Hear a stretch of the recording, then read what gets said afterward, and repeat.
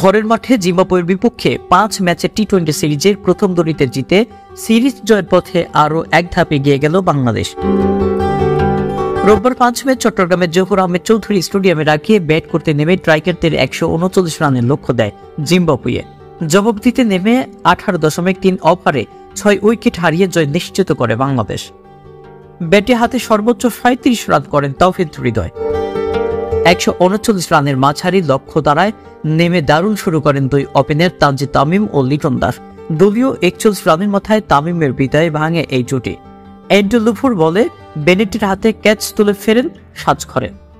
19 বলে 18 রান আসে তামিমের ব্যাট থেকে।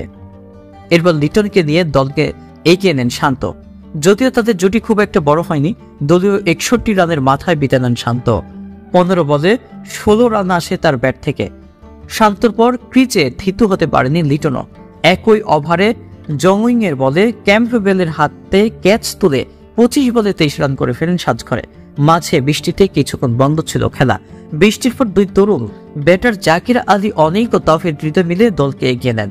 এই জুটিতে যোগ হয় আরও 31 রান। দলীয় 93 রানে অনেকের বিদায়ে ভাঙে এই জুটি। নাগার পর বলে বোল্ট হয়ে ফেরেন এই ব্যাটার। আউটের আগে করেন 12 বলে 13 রান। এরপর মাহমুদুল্লাহকে নিয়ে বাকি কাজটি সারেন হৃদয়। এত সহজ লক্ষ্য তারায় এমন কষ্টার্জিত জয় অনেকটাই অপ্রত্যাশিত।